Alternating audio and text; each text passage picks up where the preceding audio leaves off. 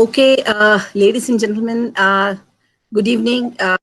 Thanks for joining for this webinar series on women health. This is the first ever time, people are coming together to discuss women health online, especially during the COVID time. Hope all of you are staying safe at home and, ensuring social distancing, wearing of masks, and using sanitization. So all of this is happening. We thought we will use your possibly Friday evening to educate and help you learn more about how to stay healthy, particularly focusing on women health. Uh, we're very glad to have Dr. Rupa Harish Prasad ma'am for delivering the first technical talk in the webinar series on women's health on prevention and early detection of cancer in women. I'm Geeta, CEO and founder of Niramai Health Analytics, where we have developed a new way of detecting breast cancer in a privacy-aware manner. Uh, there are a few questions about this, Niramai, as well, when we asked for anonymous entry questions during your registration. Towards the end, if there's time, we'll talk about what we are doing at Niramai. But over to the main topic today, I'm very, very glad to introduce Dr. Rupa Hariprasad ma'am, who is a senior gynecologist and head of clinical oncology division at National Institute of Cancer Prevention and Research, which is a division of Indian, so you know very well, ICMR, right? Center for Medical Research. So ICMR has been, of course, very famous in these COVID times for doing all the right things. Dr. Rupa, very experienced clinical oncologist, particularly focusing on community oncology. And she delivers, as a part of her role as head of clinical oncology and ensuring community screening for breast cancer, cervical cancer. She has many, many training programs to different cadres of health workers to enable and provide them the required knowledge to do early detection and look for symptoms during community screening and so on. So we're glad to have Dr. Rupa ma'am with us to tell us about how to look for early symptoms of different types of cancer in women, not just breast cancer, though that's the focus of Niramai, and also prevent the same. Over to you, Dr. Rupa ma'am. I'll stop sharing slides and request you to go.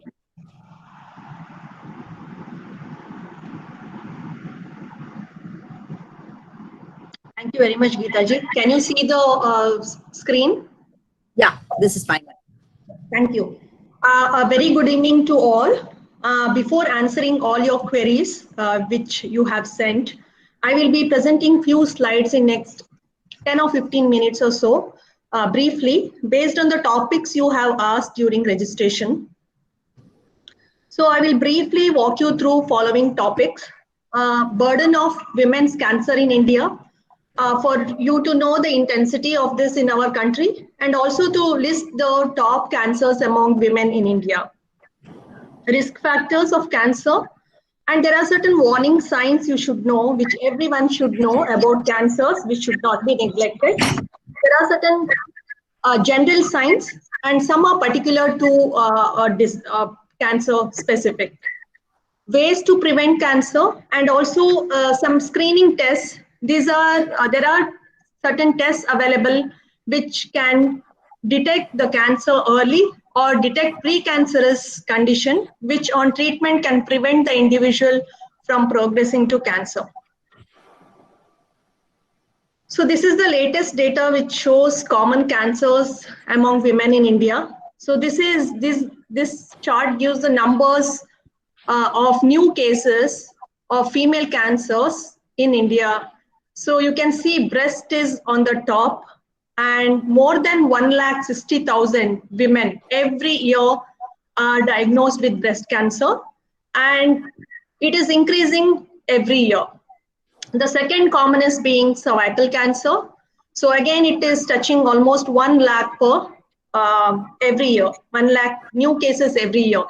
So the sad part is both these cancers, which are on the top, they can be prevented, and there are tests to detect them early. In spite of them, in spite of having the tests, the incidence of these cancers are very high in our country, which only shows that the awareness among women is very less, or they are neglecting their symptoms, are not getting the test done. So there are many, many reasons for this. We'll come to it in a bit.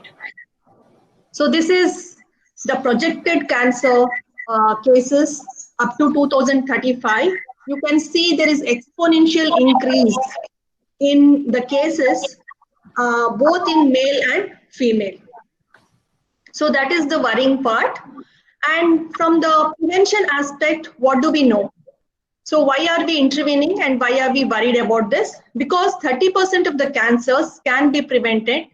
The risk factors mainly being, tobacco, alcohol, healthy lifestyle adopting, and diet, a good diet, which is, and also the limiting the use of the alcohol. It has shown that 30% of these total cancers can be prevented. And 20% of the cancer deaths can be prevented by vaccination, which not many know about HPV vaccination, which there is a vaccine against cervical cancer. Many cancers also can be cured effectively if detected early through screening and early detection. So what are risk factors? It is a condition in which chances of acquiring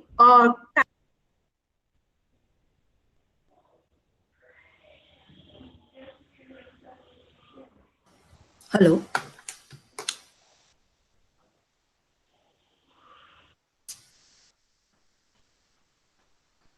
Did you lose her?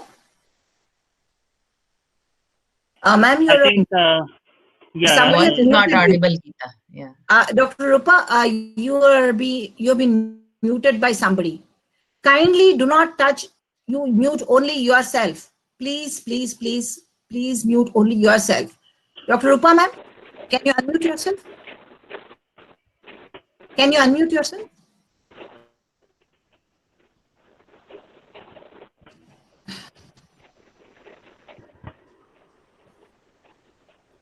Can you hear me now? Yeah, now it's fine. Yes, Please yes. share again.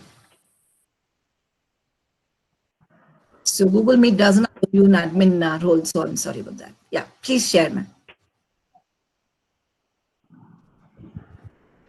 Should I go to the previous slide, or please share the slide? where did you exactly? Please share the slide. Previous slide? Yeah. Okay. So I was talking about the risk factors. Risk factor is a condition in which chances of acquiring cancer or any disease increases. Not necessarily all those who have this risk factors get cancer, but the chances of getting the cancer increases when compared to those who don't have this risk factors. As you can see here, there are many risk factors. Some are modifiable and some are not. So today our focus will be on modifiable risk factors, which we have control of and which we can modify. So the non-modifiable risk factors like reproductive factors, family history, which you cannot change. So these are not within our control. But definitely other risk factors like tobacco, alcohol, radiation exposure, and obesity, that is physical activity, which is the main part where we have to focus on. I'll come to those slides in a bit. And unhealthy diet. So these are all proven risk factors where there is clear-cut evidence. And there are many other risk factors which are under research, which I'm not going to talk about. So these are all evidence-based risk factors which have already proven to be associated with cancer. So the single most, the top when we talk about risk factors is tobacco and araconite. So we all know tobacco is the risk factor, but not many of us are aware that araconite also is responsible for cancer. And it is culturally ingrained in us, and because it is, it's a part of all religious occasions, we tend to neglect that. And This is a proven risk factor, and it is also categorized as an independent risk factor, Araconite. So when we talk about tobacco, people only know about smoking. So there are the other forms like smokeless tobacco. It's in the form of khaini, gutka, or zarda. It depends on the geographical area where you belong to. It has multiple forms of it. So the main problem in our country is smokeless rather than smoking tobacco. So these are the main risk factors. Second one is alcohol. It is also categorized as an independent risk factor, and risk increases with the amount of alcohol consumed. And it is now linked to many cancers like oral cavity, pharynx, larynx, liver cancer, and also breast cancer lately. So alcohol alone, the attributable risk factor is 4%, but when it is combined, the risk increases many more times. Like you can see here, 35% of the attributable risk is. So the next risk factor is obesity. Now obesity is clearly linked to 13 cancers. How does obesity cause cancer? How is it linked? Because the peripheral fat in obese person secretes estrogen, that is a hormone. It's a female hormone, so it is secreted in the fat of the obese person. And the peripheral fat secretion, it causes increased risk of certain cancers like breast cancer, endometrium cancer, and colon cancer, uterine cancer. So all these cancer risks. So there are total 13 cancers which are linked to obesity alone. Next comes the dietary factors. So the diet which is poor in vegetables and fruits have also shown to increase the risk of cancer. Radiation, yes, it is a proven risk factor, and the radiation exposure from natural or man-made sources like X-ray, mammogram. But the good part is the radiation exposure from the tests are very less, and the association is not really actually proven. So this is radiation is responsible to cause skin and lung cancer. Coming to the warning signs of cancer, these are the general warning signs. There are again signs of each cancer specific. So I'll come to that in a bit. So these are 7 warning signs which should be kept in mind and should not be neglected. And also to tell you that this signs does not mean that if you have this, you have cancer. It could be because of many other reasons. The only reason why we call this warning signs is it should be investigated further. It should be shown to a doctor, and the diagnosis should be made, and it should not be neglected by the individual saying that it is a normal sign. So change in bowel and bladder habits, anything which is not responding to antibiotic, any diarrhea or constipation with repeated medication which is not subsiding. So that should be shown and investigated further. A sore that does not heal for more than 2 weeks, unusual bleeding from any side like blood in the urine, blood in the fecus, or menstrual bleeding which is excessive, or in between the menstruation if there is bleeding, or once the menstruation stops, that is menopause. After that, if the woman sees bleeding, so that is one of the warning sign, should not be neglected. Unexplained loss of weight and loss of appetite. So this is a general, and it might be or may not be seen in all cancers. It can be the last sign also. It can be seen in the advanced stage. Difficulty in swallowing or chronic indigestion is one more sign. Lumps anywhere in the body. It could be benign, not that all the lumps are cancerous, but definitely it should be shown to the doctor and it should be investigated and it should be proven that it is benign. A nagging cough or persistent hoarseness. So cough is very common symptom, definitely in TB also when it comes to a country like ours, endemic for TB. So that could be one, but the cough or persistent hoarseness is also one of the important sign of cancer. So what is screening? Screening is, identification of the disease. That is, here we are talking about cancer, by either test or examination to detect the disease early. So why we are emphasizing on screening is, whenever a woman does not have any symptom, still the screening should be done in a routine, apparently healthy individual, which is not the mindset of our people. For example, if you do not have any signs or symptoms, routinely going to a doctor is a new entity in our country. So that is not seen. So we are emphasizing on screening because many of the precancerous lesion or the early stage cancers do not have symptoms. So if at all the screening test is done, this will be diagnosed early and treated early. And there are certain benefits of screening. So because the treatment becomes easier when the diagnosis is early or when the precancerous stage is diagnosed.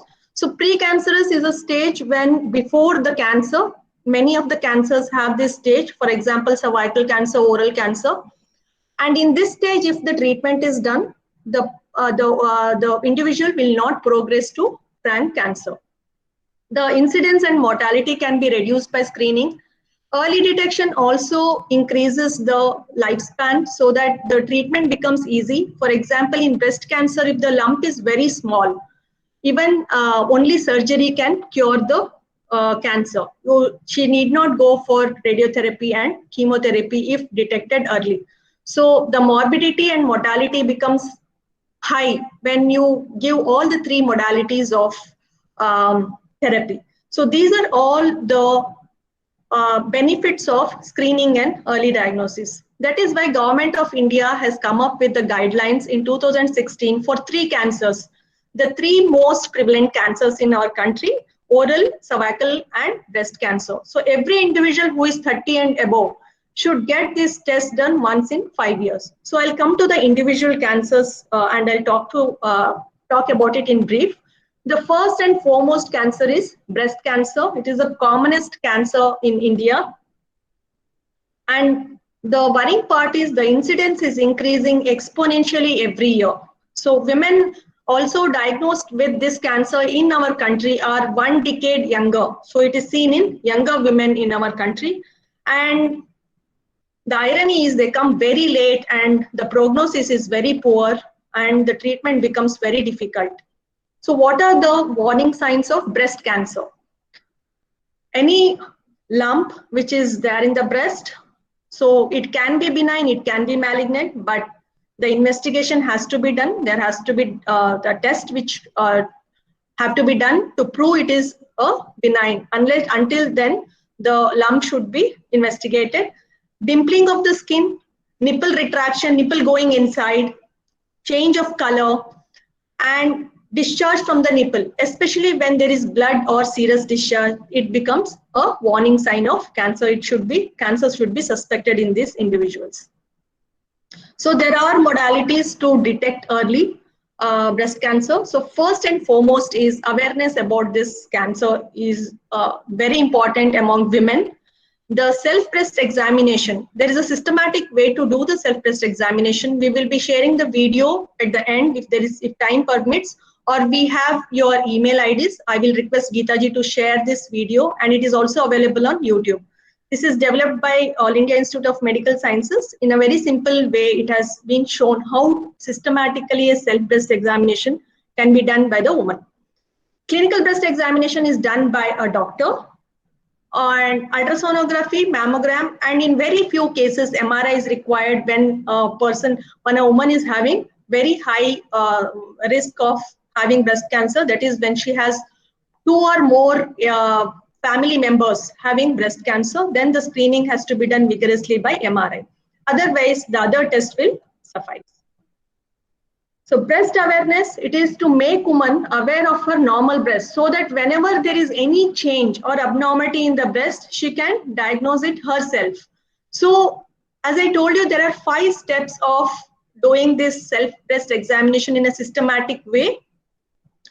The woman should stand in front of the mirror and see the both breasts for change in size, shape, color, nipple and level, and also the dimpling of the skin. And second step, the hand should be raised and seen for both all these changes. And in third step, in a systematic way, like shown in this, the tip of the middle three fingers should be used, and the clockwise way of examination to be done by woman herself. So if there is any lump, it will be palpable and that she can approach the doctor. So this is the way to detect the breast cancer early. This should be done once in every month. It hardly takes 2 minutes once the woman is used to doing this, and preferably the time is 5 to 10 days after the menstruation, when the breast becomes supple and non-tender. So we'll show the video of this at the end. So the risk factors, that is the prevention, is by mainly changing lifestyle, because obesity is again the main risk factor for breast cancer. So maintaining correct body weight, exercising regularly. So exercise means 150 minutes minimum WHO recommendation per week. So 150 minutes per week vigorous exercise. Avoid smoking and alcohol. Avoid unnecessary radiation exposure. So this is in brief about breast cancer. The next commonest cancer is cervical cancer among women, and more than 1 lakh women are diagnosed to have cervical cancer in our country. Although there are proven tests, vaccine, awareness, in spite of all that, women come very late with this cancer. So everybody knows the cervix is the opening of the uterus. It is also called the opening of the womb. And the causative factor, unlike other cancers, this is proven and known in the literature. It is shown there is 100% association between the cause and this cervical cancer. So it is a virus called human papilloma virus, and there is a vaccine against this virus too. So what are the risk factors which are specific to cervical cancer? Young age at first sexual activity, that is less than 18 years. Multiple sexual partners, not only of the woman, but her spouse having multiple sexual partners also is the risk factor. Because HPV virus, the human papilloma virus, is transmitted mainly through sexual route. Unprotected sex or poor sexual hygiene. Early marriage, that is less than 18 years. Early childbirth, that is woman younger than 18 years having a child. Frequent childbirth without any gap between the births. Tobacco consumption in any form. And also weakened immune system. HIV women with HIV are 5 times more at risk when compared to non-HIV women. So what are the symptoms of cervical cancer? So between periods, if a woman has bleeding consistently, that is one of the symptoms. Menstrual periods that are longer or heavier than usual, more than 5 days, and also in the quantity. Post-menopausal bleeding after the menopause, if she has bleeding, then definitely it has to be investigated. Bleeding after sexual intercourse, it's also called post-coital bleeding. Pain during sexual intercourse.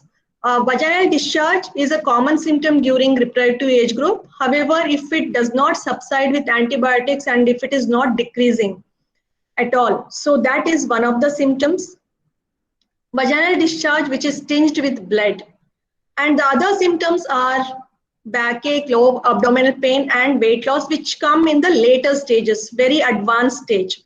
The point is, you should not wait for these symptoms to occur. As cervical cancer screening, there are methods and tests which can be done before the actual symptoms occur, so that you can get the treatment of precancerous lesions if found, and that can prevent women from going into frank cancer. So there is a vaccine which is available for cervical cancer. There are very few cancers where vaccine is available. One is liver cancer against hepatitis B, and the second one is cervical cancer. So not every age group can take this vaccine. It is not of any use. It is mainly useful when it is given in young girls before the sexual activity begins. That is 9 to 13 is the ideal age group, but it can go, the catch-up vaccination can go up to 26 years as long as she is not having any sexual activity. So those girls who are less than 15 receiving this vaccine can have only 2 doses. And if they are more than 15, then 3 doses of vaccine are required. So there are certain tests also for married women who are more than 26 years.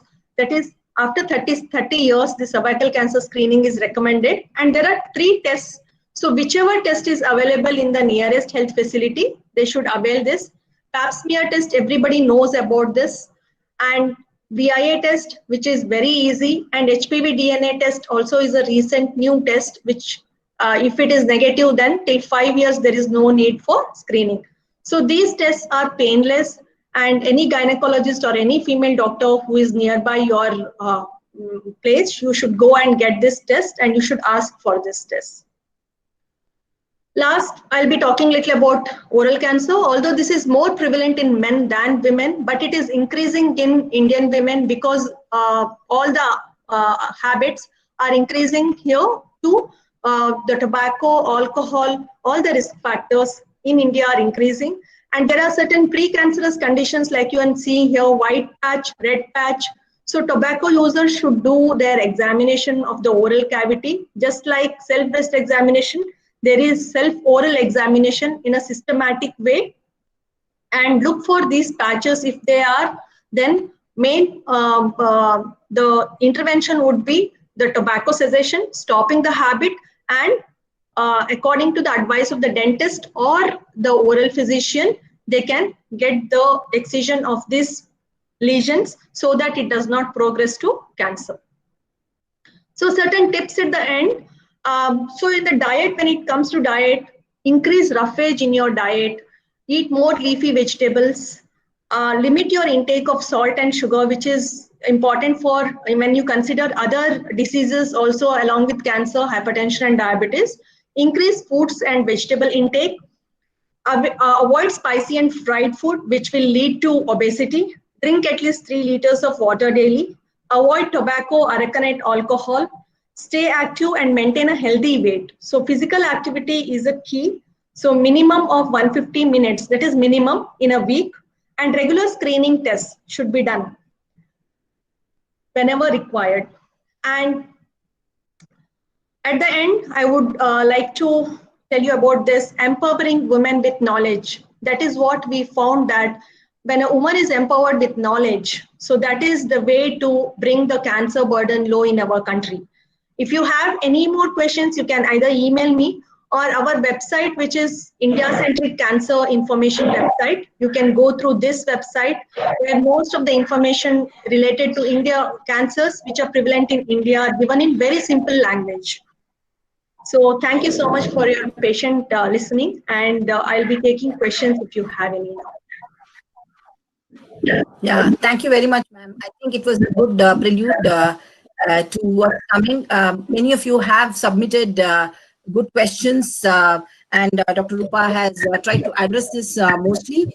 But what I'm going to do now is to go through some of these questions. But before that, anyone in the audience, would you like to ask any questions right away? Please unmute, and you could ask the question. Maybe I'll wait for 1 minute. Anyone of you want a question live? Yes, ma'am. Hi, ma'am. I have a question. Here. Yeah, Shweta. Can I go? Yeah. So, Yes. cervical cancer, ma'am told that there is a vaccine for unmarried women. They can take it. But if someone is married already, then that vaccine will work or it will not be effective? Okay, very good question. So the vaccine efficacy is highest when it is given to a lady who is not married or attained, any sexual activity. But in case if you are married, the best thing is to go for screening tests. But there are 3 screening tests which are available now, and every health facility will be equipped with this test. So the vaccine efficacy becomes less as the age progresses. So there is no literature on the efficacy of this vaccine in married women. Okay. And once you take the vaccine, by chance a married woman is taking the vaccine, then is there a certain number of years that she can think that she's safe? And that's what I told you. Because once married woman takes, there is no literature saying about the efficacy of this vaccine. So nobody gives you assurance whether it will protect or not. Because married women may already harbor HPV, and then HPV is a very common infection, but it is flushed away by a normal individual with the immunity, with the body's immunity, immune mechanism. But only when there is persistent HPV infection, which will lead to cancer. So HPV is a normal common infection during reproductive age group. Thanks, ma'am. So, yeah, go for screening every year. Yeah. Lata Naik, were you planning to ask a question? You are unmuted. No, ma'am. Then please mute yourself. Yeah. Okay, so let me pick up some question from what has been asked before. I think you covered this pretty well, Dr. Rupa, but there has been some questions about white discharge, and is that a regular white discharge? Is it cause of cervical cancer? It's come like multiple times in the registered questions. Maybe you want to stress a bit more on that, ma'am. So there are many reasons for having white discharge per vaginum.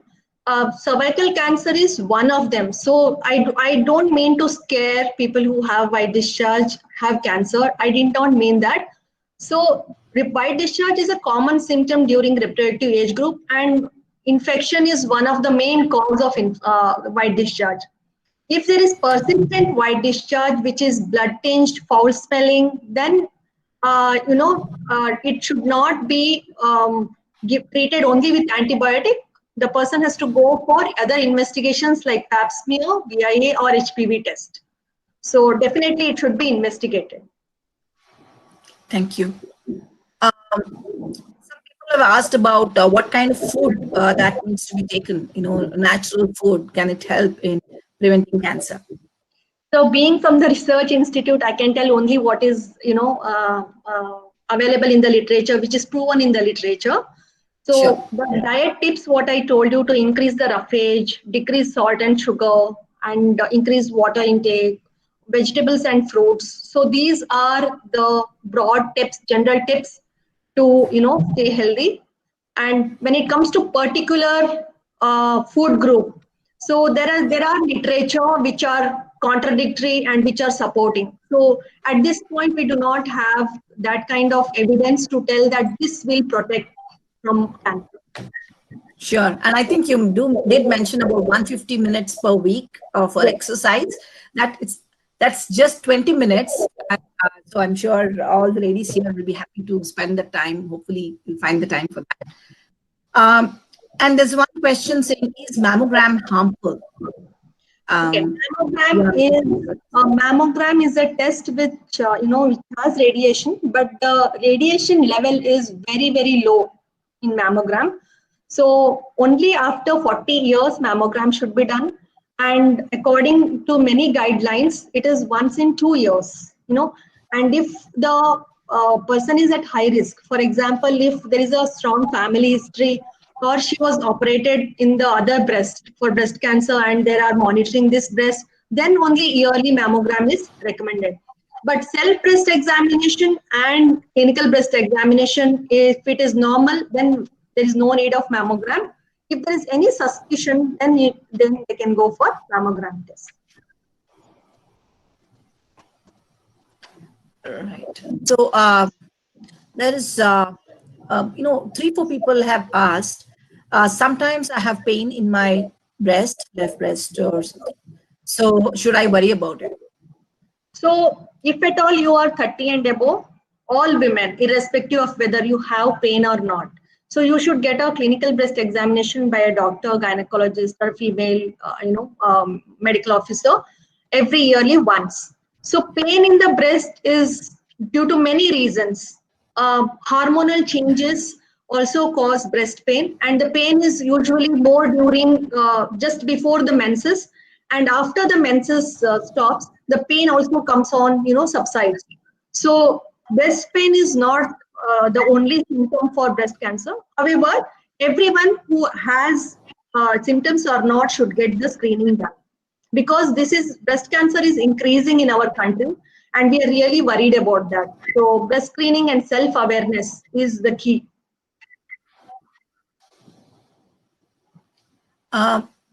There's one person who asked, how do we explain to young girls about cancer and taking care of the breast and so on at such young age? So very young girls, it's a generic. Yeah, there is no need to mention cancer, but you can tell them about, not only girls, boys also should be made aware about habits. They should know before they start these habits, tobacco or alcohol, that it is carcinogenic. So that we should also educate them about the harmful effects of these habits. So not necessarily you have to tell them about cancer, but about all the risk factors, the physical activity, the diet, because the junk food is increasing now intake among kids too. So they have to be made, aware of them. Right. Ask one question now and then open for an audience question. So be ready if you have any questions. You just have to unmute yourself and we'll call you. The question that I want to call out is about BRCA1 and 2. So many of you may be aware that a gene mutation called BRCA, BRCA1 and 2, can actually indicate a potential possibility of having cancer. So there is a couple of people who asked more information about this, Dr. Rupam. Yeah, so it is a genetic mutation and it can be detected by genetic testing. However, it is very expensive and it is not done in all the places. The good part is only less than 5% of the breast cancers are genetically linked. Rest 95% are by somatic mutation. So it is not non-genetic kind of breast cancer. So you don't have to directly go for BRCA1 and 2. That is not a screening test. There are very few indications of these tests to be done. Like if at all the woman is at very high risk. For example, if there are 2 first-degree relatives in the family, that is one of the indication for like mother or mother's sister or mother's mother. These are all first-degree relatives. So if they have breast cancer, that is the lady is at high risk. And these BRCA genes are associated not only with breast but ovarian cancer. So there is called breast ovary complex, breast ovary syndrome. So those who have ovarian cancer are also prone for breast cancer if they have this mutation. So in only a small percentage of women this is indicated. This is not a screening test and it's not recommended for all. Yeah. Now, talking about high risk, I just wanted to sort of inform the audience here that Niramai has also released a free risk assessment test, which is based on several of these factors that Dr. Rupa mentioned. You can go to niramai.org and take the test, and it's free, and it will tell you, what's the likelihood of, the general risk assessment for breast cancer per se. This is niramai.org. You can take that. It's a BCSC proven risk factor assessment. You can take that. Any other question from the audience? If I have to pause, yes, otherwise, of course, there are. Yes, ma'am. I have a question. Please go. Yeah. Yeah, ma'am. I'm just talking about oral cancer, ma'am. You told that we have to limit our consumption of alcohol as well tobacco.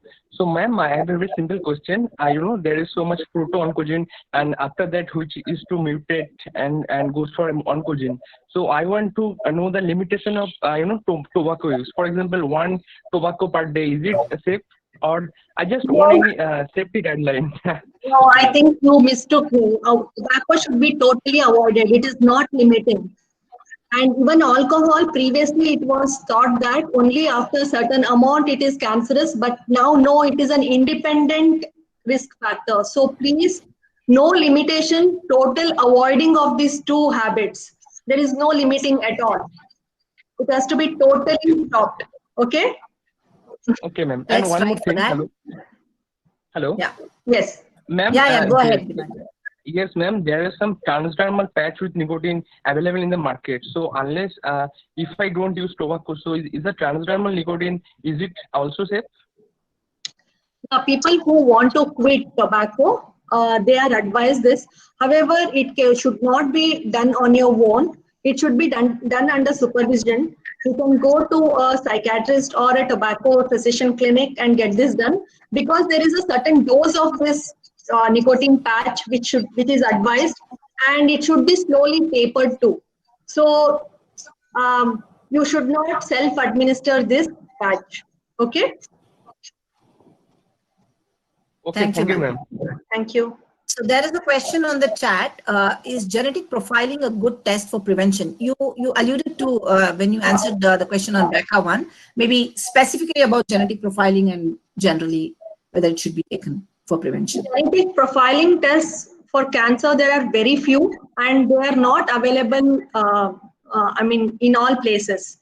And it is not a screening test, as it is very expensive, and each gene has to be profiled for this. So it is not, we don't recommend this for a screening test. But again, I told you there is a very small subset of individuals who we think is high risk, and that will be advised to them. So it need not be done in all the individuals. Yeah. And there's one question about if there is a lump in the breast, is it cancer? So it depends on the age of the individual, how long the lump is. This is associated with other, symptoms. So lump in young girls usually are due to fibroadenoma. It is a benign disease. However, every lump in the breast should not be ignored. Any lump, thinking that it might be benign, and you should not self-diagnose it. It should be investigated.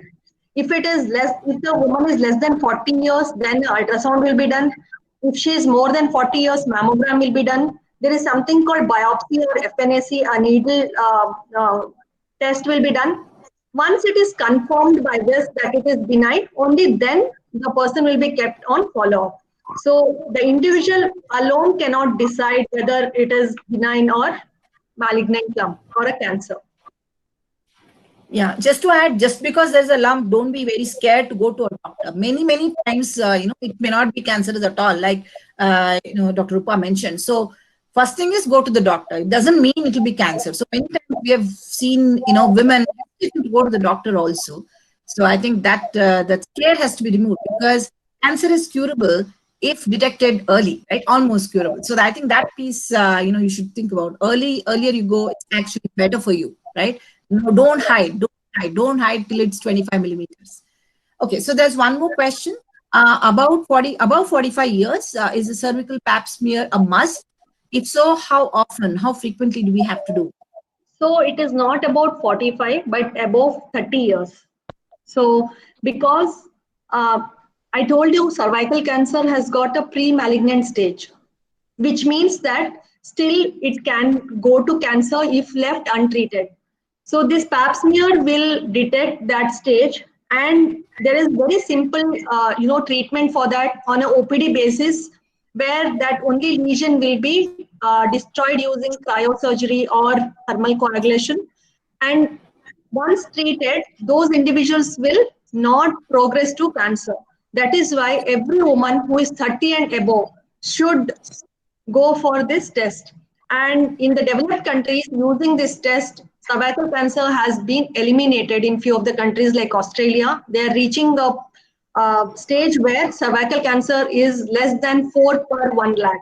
Whereas in our country, we have almost like 30 to 35 cases for every 1 lakh. Like I showed you, more than 1 lakh cases in every year. So this test is a painless test, and it's a good test, and it should be done once in 3 years, pap smear. And if HPV test is done, it can be done once in 5 years, because the sensitivity of HPV test is very good. Yeah. There's one question about fibroid or can fibroid can cause cancer? No, fibroid is not a precursor of cancer. It is a benign condition. However, a fibroid size, if it is more and if it is left for a long time, in very, very less percentage of women, it can convert to certain cancers. But the chance of fibroid going for cancer is very, very less. Okay. There's a question about feeding, right? Breastfeeding or no breastfeeding, and how does it impact the breast cancer risk? Yeah. Yes. So it is known the thing that the breast cancer incidence decreases with breastfeeding. So if a woman has breastfed a child for 2 years, the incidence of breast cancer or the risk of she having breast cancer reduces. However, it is not the only factor which decides about whether she can have breast cancer or not. So because it is a multifactorial disease, so one factor is not deciding about that whether the woman will have breast cancer or not. Okay, so there are like a couple of questions which are submitted as well as here about what is thermal screening for breast cancer by Niramai. So I'll just sort of talk about it in one slide, if the floor allows me. So basically, what Niramai has developed is a very simple method of detecting early stage breast cancer, whether there is a symptom or not, whether there is a lump or not. All you need to do is, we have a booth kind of a system. It's like a small enclosure. The lady just sits in front of the booth, and we just measure the temperature variations on the chest using a thermal sensor, which is a very high resolution thermal sensor. Some of you would have seen in the TV nowadays, they use thermal cameras for detecting fever or not. It's the same kind of thing, like measuring fever or increased temperature just from far away. So like that, we just place, and the lady goes and sits in front of it for about 10 minutes, and that's about it. Like nobody touches, nobody sees the person, and so on. So that's the test we have. Of course, we are going through multiple clinical trials. However, all our clinical trials so far has suggested that we can detect very, very small size cancers. It's done in other hospitals, like 5 millimeters of malignancy also has been detected. And like I mentioned, nobody touches the person or sees the person. And so it's a very privacy-aware test and absolutely no radiation, just like a thermometer, right? Just measuring the temperature. And it does work for women of all age groups, 30 and above, or even actually younger, especially if there is a family cancer history. So it's affordable, and we can talk about many more things around this. And thanks to COVID, right, people are forgetting other diseases, and we need to take care of that as well.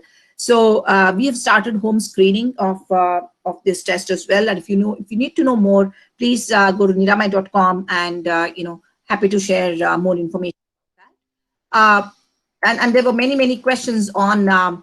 So I thought I'll just put one slide on it. If there are any further questions, happy to please answer this. Please send to contact@niramai.com. Now, going back to the generic problem of general cancer detection, there is a very technical question about what is a pedunculated fibroid. Pedunculated fibroids. Fibroids are usually within the uterus, and most of the reproductive age group women, they have fibroids. So some are symptomatic, some are not diagnosed at all if they don't have symptoms. So pedunculated fibroid is one variety where it is outside the uterus, but it is attached to the uterus with a peduncle. It is also like a stalk, a string kind of thing. So that sometimes will give problems when it is torsion, when there is a torsion of this, and they present with acute pain abdomen. So that is pedunculated fibroid. Very rare though. Okay. Maybe it's related or not. Basically, there's another question about what is tail of breast enlargement? Is that a threat to health? I'm not sure what's meant by tail of breast enlargement, but breast enlargement itself is something that we need to watch for. Your comments, ma'am. Okay. The breast has a tail which goes into the axilla, in the axillary region. So that sometimes swells, and sometimes it is normal. Because of aesthetic problem, because there is a swelling in both, so they can't wear sleeveless blouses and dresses. So they get excised. But otherwise, the tail of the breast, if it is enlarged, it is not a usual, it is not a lump, or it does not need routine excision. Right. Okay. Does estrogen dominance during premenopause lead to cancer? This is from Bindu. Yeah, estrogen the dominance is linked to many cancers. So that is one of the reasons why obesity, is linked to 13 cancers. Because in obesity, the peripheral fat also starts, secreting estrogen, and the estrogen level becomes very high in the body. So yes, estrogen is related to many diseases like breast cancer, endometrial cancer, that is uterine cancer, and even colon cancer for that matter. Okay. Thank you, ma'am. Again, there's one more question on Niramai. Can Niramai screening be done when women is lactating? Yes, we've actually partnered with top, pregnancy care institutions where we've been able to do the screening of abnormality in the lactating women. However, here we will just give a guidance to the gynecologist. We will not say what's the likelihood of cancer or abnormality. We just don't give scores in these regions, but it can be used. In fact, in small experiments, actually on about 120 women, we've also used Niramai tests to figure out if the lady is getting ready for feeding the baby. Right? The pregnant lady is getting ready to feed the baby properly, and so on. So if you want to know more about it, again, write to contact@niramai.com. We'll be happy to give more information. But yes, it's safe, and so it can be done on different kinds of women. Of course, we don't have a clinical trial saying that it is effective in pregnant women. And pregnant women, cancer in pregnant women is not very common as well. So the trial is not there. People have said it's very informative and useful webinar. So maybe what we will do is at this stage, we will actually play the video of self-examination that Dr. Rupa referred to during her talk. Ashwin, if you're there, will you be able to play the video, the AIMS video first? And then maybe after that, you can follow it up with Niramai video as well.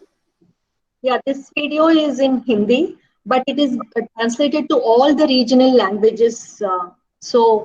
If anybody wants it, it is also there available on the YouTube. All the regional languages. Make it full screen, please. पहले चरण में दोनों हाथों को कमर पर रखकर हुआ है. Full screen, please. Yeah. अरे आशा दीदी, सुना है चौपाल वाली ताई को कैंसर हुआ है. वो तो पूजा पाठ भी करती थी, तंबाकू और शराब भी नहीं पीती थी, तो उन्हें कैंसर कैसे हो सकता है? दीदी, हमें भी बताइए इसके क्या लक्षण हो सकते हैं और इसे कैसे बचा जा सकता है? हाँ दीदी, हमें भी बताओ. जरूर. स्तन के कैंसर के बारे में हम सबको पता होना चाहिए. 90% औरतें अपने स्तन के कैंसर का पता खुद ही लगाती हैं. स्तन की जांच 5 चरणों में की जाती है. पहले 2 चरण में आईने के सामने कपड़े बदलते वक्त देखकर या निरीक्षण कर और बाद के 3 चरणों में छूकर स्तन की जांच करते हैं. पहले चरण में दोनों हाथों को कमर पर रखकर दोनों स्तन के आकार और साइज में किसी भी प्रकार के बदलाव का निरीक्षण करें. साथ ही स्तन की त्वचा में किसी भी प्रकार की लालिमा, चकत्ते, त्वचा का अंदर धंसना, संतरे के छिलके की तरह होना या निप्पल का अंदर धंसना, पानी एवं खून का रिसाव होना, यह सब देखना चाहिए. दूसरे चरण में यही सारी जांचें हाथों को ऊपर करके देखनी चाहिए. अच्छा, फिर दीदी? हाँ, आगे के 3 चरणों में स्तन को छूकर जांच करें. वो कैसे दीदी? तीसरे चरण की जांच किसी सख्त बिस्तर या तख्त पर लेटकर करते हैं. इसके लिए बाएं हाथ को ऊपर करके उसी कंधे के नीचे तकिया लगाकर दाएं हाथ से यह जांच करें. याद रखें, बाईं तरफ की छाती की जांच के लिए दाएं हाथ का और दाईं तरफ की छाती के लिए बाएं हाथ का इस्तेमाल करते हैं. गीली उंगलियों से छोटी गांठ भी पकड़ी जा सकती है, अतः उचित होगा अगर यह जांच गीली उंगलियों से की जाए। डायल ऑफ क्लॉक मेथड या घड़ी की सुइयों का अनुसरण करते हुए दोनों स्तनों पर यह जांच की जाती है। 12 के कांटे से शुरू करके बाहर से अंदर की तरफ यह जांच की जाती है। इसे 3 बार गोल गोल घुमाते हुए करते हैं। पहली बार से दूसरी बार थोड़ा अधिक दबाव और दूसरी से तीसरी बार थोड़ा और अधिक दबाव लगाते हैं ताकि छोटी से छोटी गांठ भी पकड़ी जा सके। बाएं स्तन की जांच के लिए दाईं तरफ करवट लेकर 12 से 6 और 6 से 12 तक सीधा लेटकर, इसी प्रकार दाईं तरफ के लिए 12 से 6 तक सीधा लेटकर और 6 से 12 के लिए बाईं तरफ करवट लें और बाएं हाथ से यह जांच करें। चौथे चरण में दूध की नलियों की जांच की जाती है।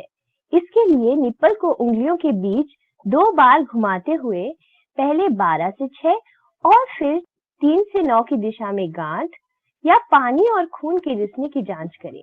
अच्छा दीदी, ये तो बहुत ही आसान है। अरे रुको, स्तन के साथ साथ अपनी दोनों बगलों में भी किसी प्रकार की गांठ जरूर देखो। कभी कभी कैंसर बगल में भी फैल सकता है। अच्छा दीदी, ये जांच कब करनी चाहिए? बड़ी अच्छी बात पूछी है बिल्लो। माहवारी के हफ्ते 10 दिन बाद यह जांच महीने में कम से कम 1 बार जरूर करनी चाहिए। दीदी, मैं गर्भ से हूँ, क्या ये जांच मुझे भी करनी चाहिए? हाँ रूपा, बिल्कुल। और मैं तो 70 साल की हूँ, क्या मुझे भी ये करना चाहिए? हाँ काकी, आपको तो यह जांच जरूर करनी चाहिए क्योंकि बढ़ती उम्र के साथ कैंसर होने की अधिक संभावनाएं होती है। सुनिश्चित करें 20 साल के बाद यह जांच सभी महिलाओं को करनी चाहिए। याद रखो, स्तन कैंसर जितनी जल्दी पकड़े उतना अच्छा है। इसका इलाज संभव है। दीदी, अगर कुछ गड़बड़ लगे तो कहाँ दिखाना चाहिए? मैं हूँ ना, तुम मुझे दिखा सकते हो या फिर अपने नजदीकी स्वास्थ्य केंद्र में संपर्क कर सकते हो। धन्यवाद दीदी। Yeah, that was nice. And like Dr. Rupa said, this is available in different languages. We will take the video links and send it to you over email so that you can choose the language that is of your choice. And, so we thank Dr. Rupa very much for her, very, very educative session. And we've already, a lot of positive response on the chat saying, how good this was. So before we end, we just want to play a 1-minute video on, how the Niramai test, experience is. And meanwhile, I again thank Dr. Rupa for her session. Ashwin, if you want to play the last video for 1 minute, for those of you who asked about Niramai. Thank you so much, ma'am. Yeah, thank you, Geetaji, for giving me this opportunity. Thank you so much. Thank you, ma'am. Recently, I lost a family member to breast cancer, and I know that as a woman, breast cancer is something that I have to keep checking myself for. Unfortunately, there's no way that is safe, reliable, and easy to find out about malignancy.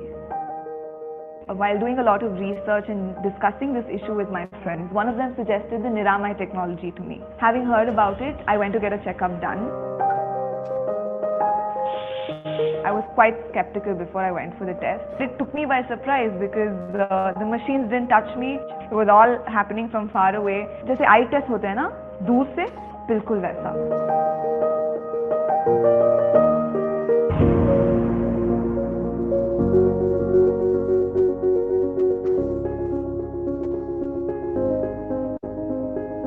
Yes, hope you found this session useful, and please watch and follow us on Twitter and LinkedIn. We will keep posting. This will be a monthly webinar on women's health, mostly last Friday of every month. We will try to do this with very, very renowned oncologists and doctors and community oncologists specifically, who can help you take care of your health for yourself. Stay healthy, stay safe. Thank you very much. Jai Hind.